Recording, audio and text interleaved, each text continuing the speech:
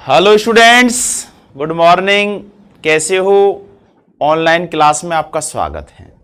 देखिए, हम chapter number 6 पढ़ रहे हैं।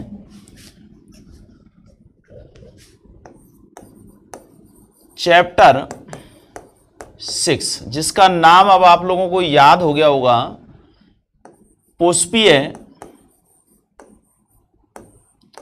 पादपों की शारीरिकी।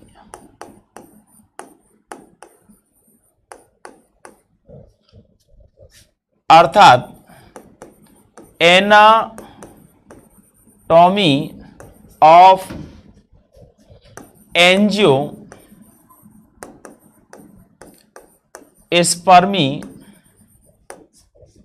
प्लांट।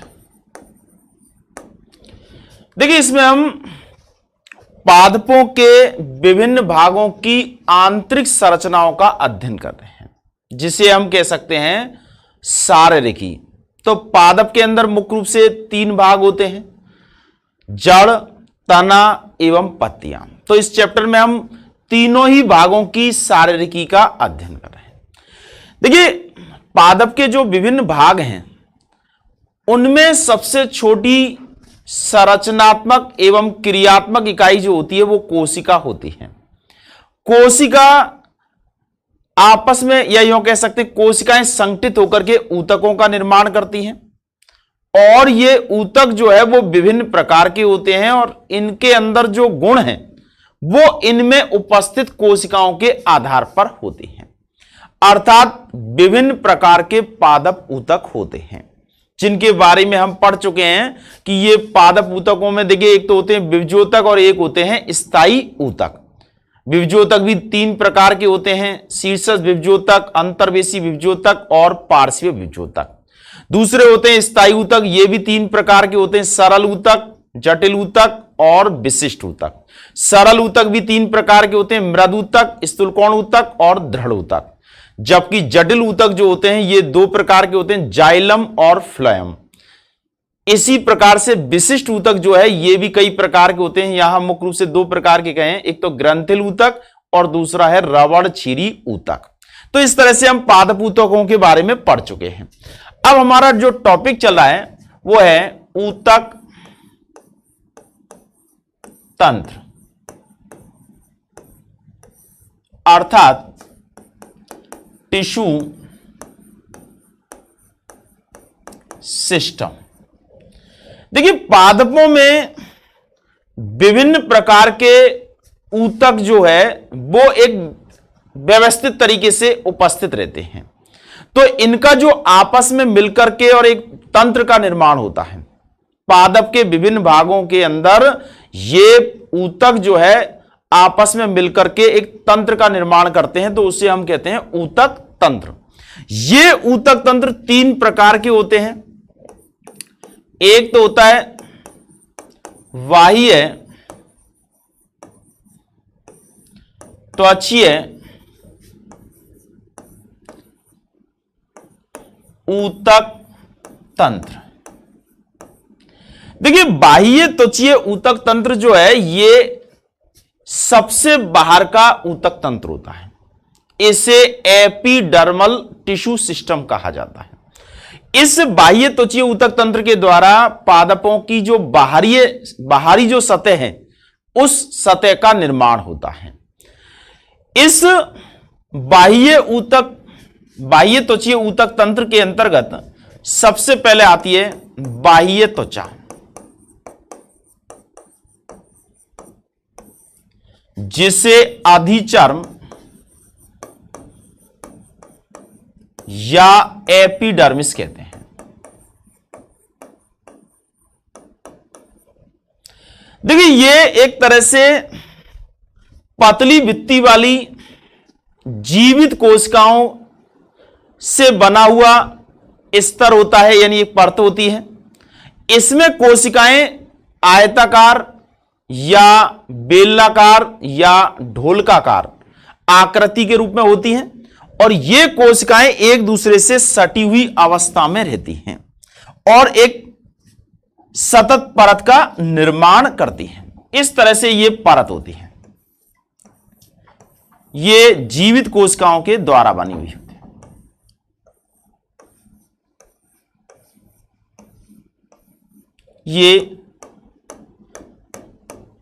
ये तो है बाह्य त्वचा, अधिचर्म। अब इस अधिचर्म या बाह्य त्वचा के द्वारा विभिन्न प्रकार की संरचनाएं बन जाती हैं, और वो सभी संरचनाएं किसके अंतर्गत आती हैं? इस बाह्य त्वचीय ऊतक तंत्र के अंतर्गत आती हैं। अब देखिए, इसमें सबसे पहली जो संरचना है वो है उपत्वचा, जिसको क्यूटिकल कहा जाता है। क्यूटिकल। अब देखिए, इस बाह्य त्वचा के ऊपर ये एक तरह से मोम या क्यूटिकल, इस तरह के पदार्थ जो है जमा हो जाते हैं, और ये जल के लिए अपारगम होती है। तो ये जो है ये उपत्वचा है। और ये जो मरुस्थलीय पादप होते हैं उनके अंदर मोटी होती है ये, जबकि जलीय पादपों में ये बहुत पतली या ना के बराबर होती है, और इसके द्वारा एक तो पादप के बाहरी भागों की सुरक्षा की जाती है, और दूसरा बाष्पोषण क्रिया को कम किया जाता है। तो ये उपत्वचा जो है ये एक तरह से अधिचर्मीय कोशिकाओं के द्वारा बनने वाली एक बाहरी परत होती है, जो कि मृत पदार्थों के द्वारा बनी हुई होती है। दूसरा जो भाग है, ये दूसरा भाग रंध्र होते हैं, स्टोमेटा। देखिए, रंध्र जो है छिद्र रूपी संरचना होती है, और इन कोशिकाओं के बीच में ही छिद्र बन जाते हैं। ये रंध्र तने पर होते हैं, तो इनको स्तंभ रोम कहा जाता है, स्तंभ रंध्र कहा जाता है। जो कोमल तने होते हैं उनके अंदर ये पाए जाते हैं। ये रंध्र मुख्य रूप से पत्तियों पर पाए जाते हैं। पत्तियों की जो बाह्य त्वचा होती है उस पर ये रंध्र उपस्थित होते हैं, और इनको कहा जाता है पर्ण रंध्र या स्टोमेटा। देखिए, इनकी जो संरचना है, इसमें दो द्वार, कल हमने इसके बारे में बताया था कि दो द्वार कोशिकाएं होती हैं, जिनकी बाहर की भित्ति पतली होती है, अंदर की भित्ति मोटी होती है, और इन कोशिकाओं को द्वार कोशिका कहते हैं। और इनमें एक केंद्रक होता है, हरित लवक और कोशिका द्रव उपस्थित होता है। इसके अलावा इनमें चारों तरफ अधिचर्मीय कोशिकाएं होती हैं, जिनको एक तरह से सहायक कोशिका कहते हैं। और इन रंध्रों के खुलने और बंद होने से ही बाष्पोषण की क्रिया का नियंत्रण होता है, साथ में गैसों का विनिमय होता है। तो ये रंध्र जो होते हैं ये बाह्य त्वचीय ऊतक तंत्र के अंतर्गत आते हैं। तीसरा जो है, तीसरा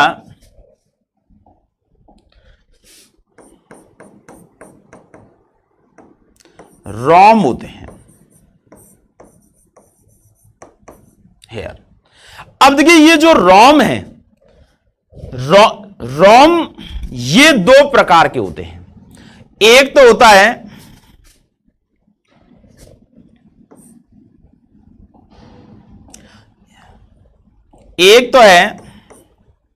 मूल रोम, रूट हेयर। देखिए, ये रूट हेयर यानी मूल रोम जो होते हैं, ये जड़ की जो अधिचर्म होती है, जिसे मूलीय त्वचा कहते हैं, उससे निकलने वाले रोम होते हैं। जैसे ये मूलीय त्वचा है,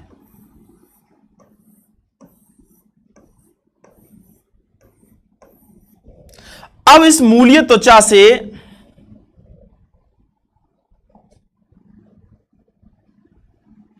कुछ स्थानों पर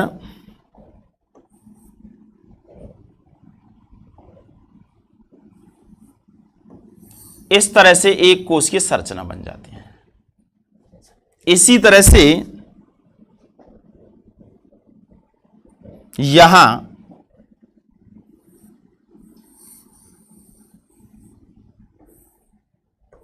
ये मूल रोम है।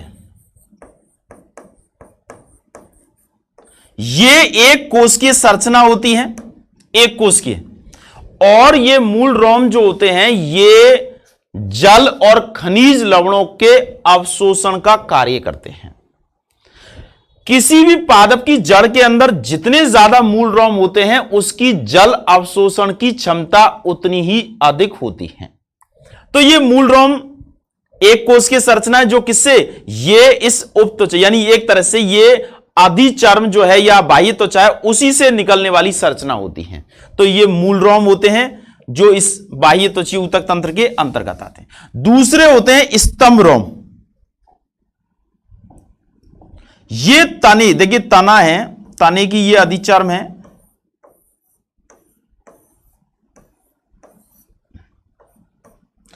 इससे ये बहुकोश की संरचनाएं निकली रहती हैं।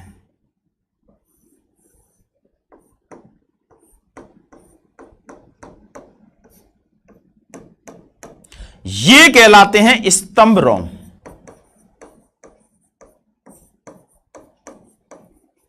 ठीक है, तो यहां बाह्य त्वचा या अधिचर्म से दो प्रकार के रोम निकलते हैं, एक तो होता है मूल रोम और दूसरा होता है स्तंभ रोम। ये मूल रोम जो है वो एक कोश की संरचना होती है, जबकि स्तंभ रोम जो है वो बहुकोश की संरचना होती है। ये मूल रोम जो होते हैं ये जल और खनिज लवणों के अवशोषण का कार्य करते हैं। स्तंभ रोम जो होते हैं ये वाष्पोषण की दर को कम करते हैं, साथ में सुरक्षा करने का कार्य करते हैं। तो ये जो तीनों चीजें हैं, उपत्वचा, रंध्र, रोम, ये सब बाह्य त्वचीय ऊतक तंत्र के अंतर्गत आते हैं। ठीक है, अब आता है दूसरा ऊतक तंत्र जिसे हम कहते हैं भरण ऊतक तंत्र। ये तो हो गया बाह्य त्वचीय है।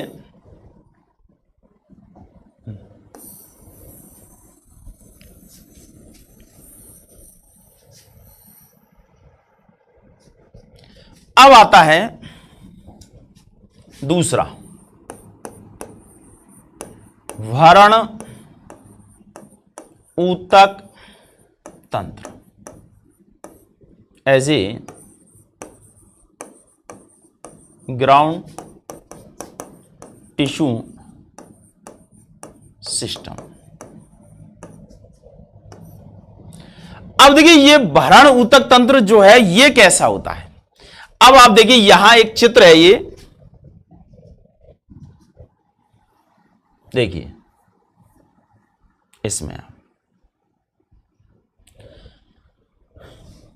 इसमें आप देखेंगे ये पादप है, यहां ये पत्ती है, ये तना है, ये जड़ है। अब देखिए इसमें सबसे बाहर का जो स्तर है वो तो है डर्मल टिश्यूज, यानी एक तरह से अधिचर्मीय ऊतक तंत्र, ये सब बाहर की तरफ है। और अंदर की तरफ जो है वो वेस्कुलर टिश्यू सिस्टम है, यानी समवैन ऊतक तंत्र है। और बीच का जो बचा हुआ है वो है ग्राउंड टिश्यू सिस्टम, यानी ग्राउंड टिश्यूज होते हैं। अब देखिए यहां ये इस रूप में है, यहां भी ये देखिए यहां समवेन पूल जो है वेस्कुलर बंडल इसमें बिखरे हुए हैं, यहां पर भी देखिए ये वेस्कुलर बंडल यहां बीच में है। और ये तो ये वाला क्षेत्र, ये क्षेत्र और ये क्षेत्र, ये किसका है, भरण ऊतक तंत्र का होता है। भरण ऊतक का मतलब होता है कि जो अधिचर्म यानी बाह्य त्वचीय ऊतक तंत्र एवं समवैन ऊतक तंत्र के अलावा जो भी ऊतक होते हैं वो सब भरण ऊतक तंत्र के अंतर्गत आते हैं। ठीक है, तो बाह्य त्वचा एवं समवैन ऊतक के अतिरिक्त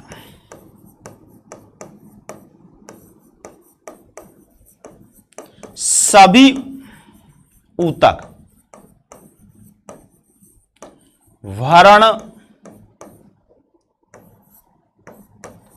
ऊतक तंत्र के अंतर्गत आते हैं। भरण का मतलब होता है भरते से, एक तरह से जो भी इन बाह्य त्वचा और समवैन ऊतकों के अलावा जो भी भाग है वो सब इन भरण ऊतकों के द्वारा ही भरे हुए रहते हैं। अब देखिए ये भरण ऊतक जो है ये कितने प्रकार के होते हैं और इनमें कौन कौन सी संरचनाएं उपस्थित होती हैं।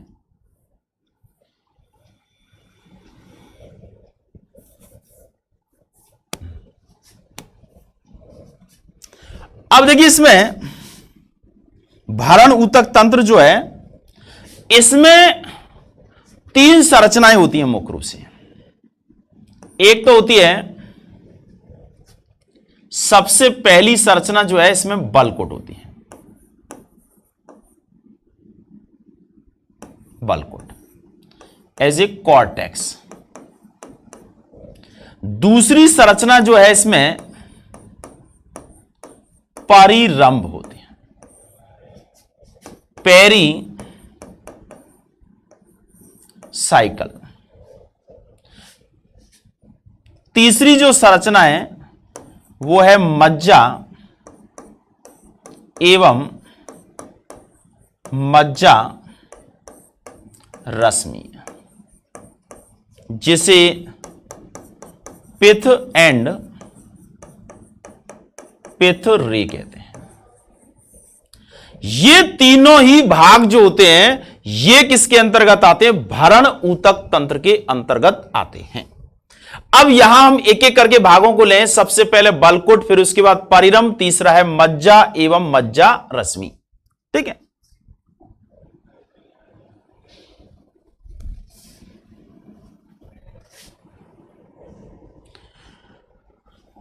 सबसे पहला बलकुट,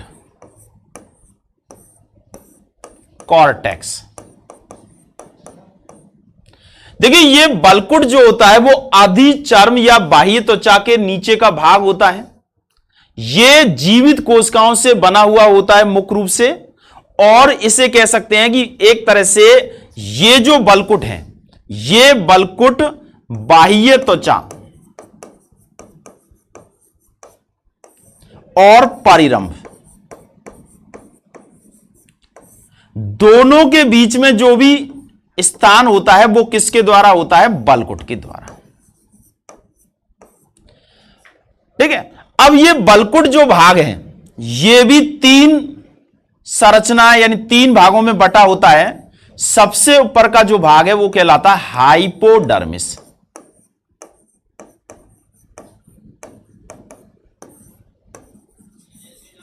हाइपोडर्मिस। दूसरा भाग है सामान्य वलकुट, और तीसरा भाग है एंडोडर्मिस।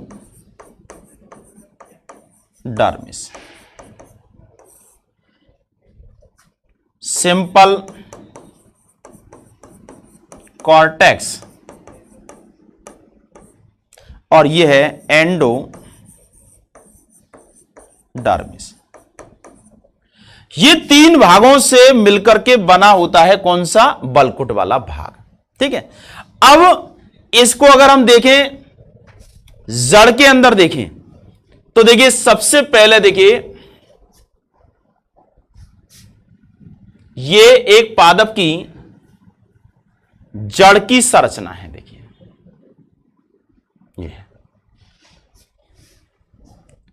ये जो है ये द्विबीजपत्री पादपों की जड़ की संरचना है, और इसमें हम देखें, पहले इनको हटा देते हैं।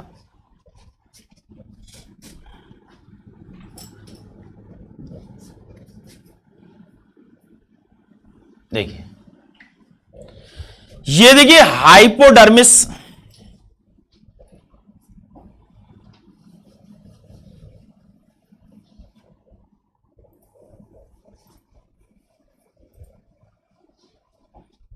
बलकुट। सबसे पहली जो परत है यह है हाइपोडर्मिस, दूसरी है सामान्य वलकुट, और तीसरा है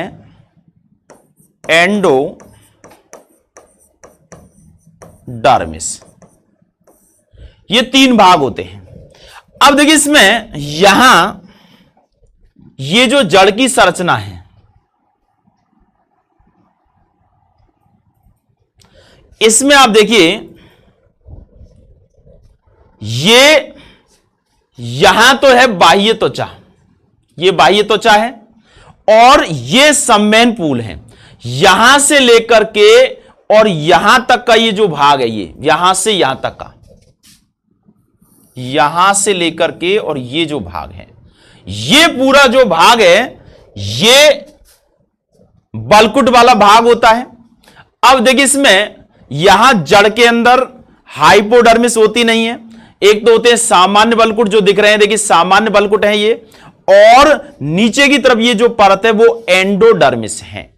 तो देखिए यहां ये एंडोडर्मिस जो सम्मेनपूलों को घेरे हुए रहती है, और ये जो बाह्य त्वचा के नीचे का स्तर होता है। अब देखिए इसी बात को अगर हम तने, ये जड़ के अंदर देखा है, अब इसे अगर हम तने के अंदर देखें, ये जड़ है,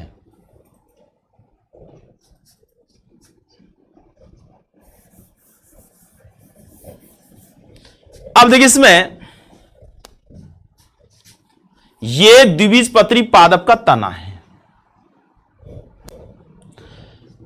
अब इस तने में देखिए सबसे पहले यहां बाह्य त्वचा है, इसके नीचे यहां पर ये हाइपोडर्मिस है, ये वाला भाग, और ये हाइपोडर्मिस जो होती है ये वाली, ये हाइपोडर्मिस ज्यादातर देखिए जड़ों में तो पाई नहीं जाती है, ये केवल किस में पाई जाती है, तनों में पाई जाती है। हाइपोडर्मिस ये वाला भाग है, और ये हाइपोडर्मिस जो है ये एक तरह से स्थूल कोण ऊतकों के द्वारा बना हुआ होता है।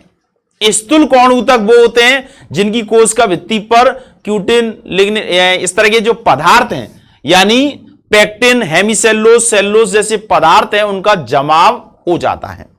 तो ये एक हाइपोडर्मिस जो कि किसके नीचे होता है, ये होता है बाह्य त्वचा के नीचे।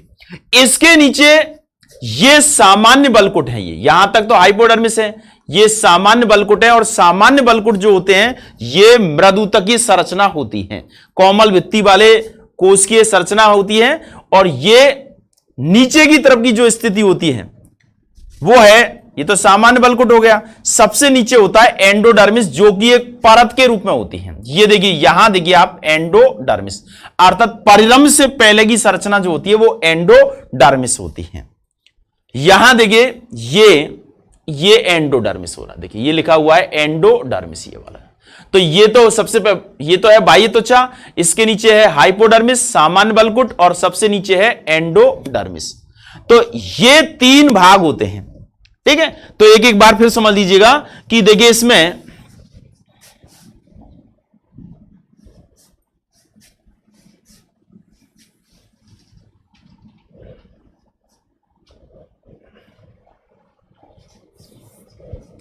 अब देखिए इसमें बलकुट जो कि 3 भागों से मिलकर के बना, हाइपोडर्मिस सबसे ऊपर का भाग होता है जो कि बाह्य त्वचा के नीचे होता है, मुख्य रूप से ये स्थूल कोण ऊतकों के द्वारा बना हुआ भाग होता है। लेकिन इनकी संरचना का अध्ययन हम एक बार फिर दोबारा से करेंगे, कब, जब हम जड़ और तने की आंतरिक संरचना का अध्ययन करेंगे। सामान्य बलकुट जो है वो मृदुतकीय कोशिकाओं की बनी हुई 5-6 परतें होती हैं, और एंडोडर्मिस जो है वो सबसे या नीचे, यानी यूं कह सकते हैं बलकुट का सबसे नीचे का भाग होता है।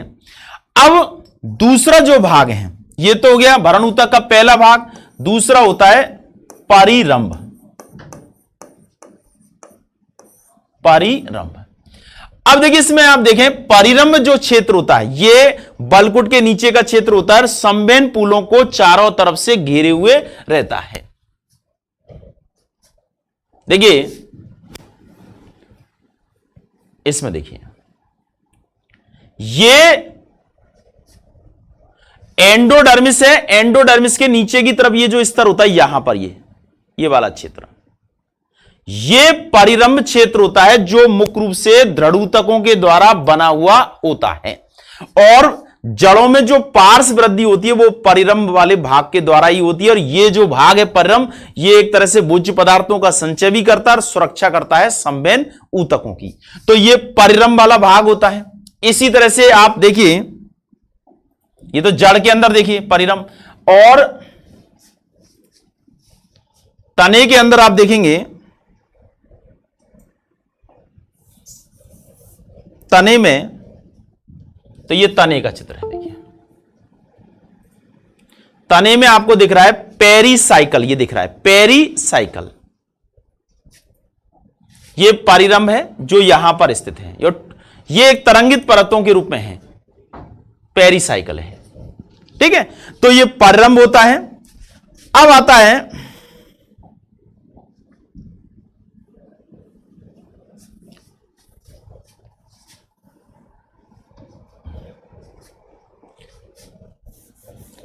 तीसरा जो भाग है, ये इसके अंदर मज्जा होती है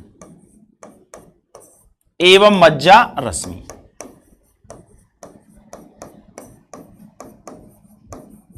देखिए मज्जा जो है वो केंद्रीय भाग होता है।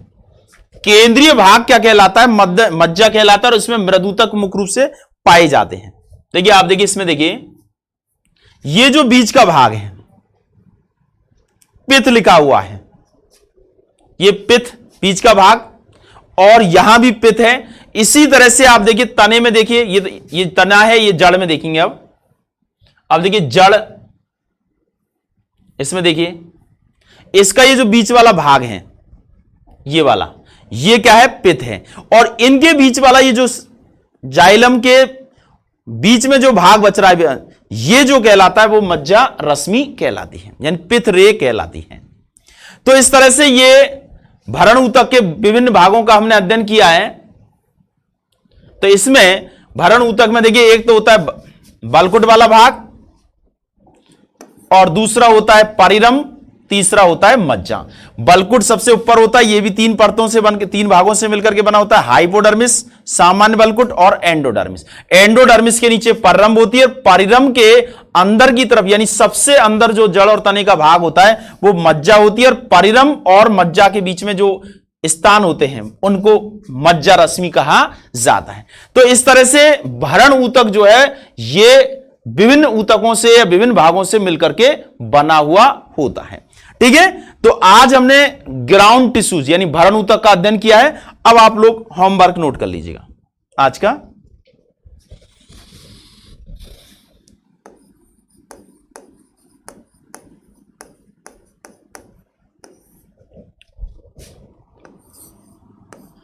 पहला प्रश्न है, भरण ऊतक किसे कहते हैं? भरण ऊतक किसे कहते हैं? ठीक है, दूसरा प्रश्न है, भरण ऊतक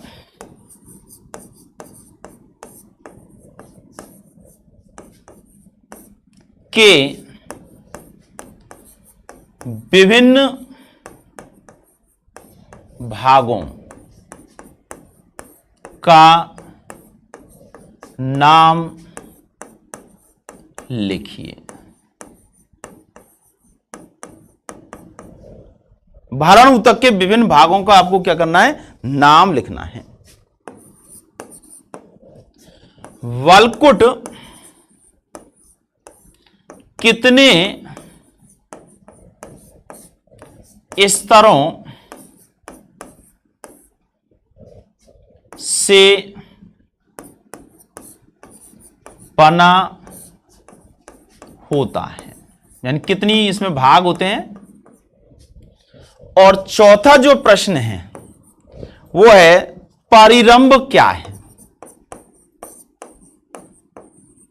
पेरीसाइकल, परिरंभ क्या है? इस तरह से ये चार प्रश्न हैं जिनके उत्तर आपको देने हैं। ठीक है, तो इस तरह से हमारा जो चैप्टर नंबर 6 चल रहा है, इसमें ऊतक तंत्र, और उसमें 2-3 प्रकार के ऊतक तंत्र होते हैं। पहला होता है बाह्य त्वचीय ऊतक तंत्र, ये पढ़ चुके हैं। दूसरा भरण ऊतक आज हमने पढ़ा है। कल हम पढ़ेंगे संवहन ऊतक तंत्र। ठीक है, आज के लिए इतना ही है। और आप लोग घर बैठे हुए अच्छे से पढ़ाई कीजिए। किसी भी प्रकार की अगर आपको कोई समस्या है तो आप हमसे पूछ सकते हैं। ठीक है, ओके।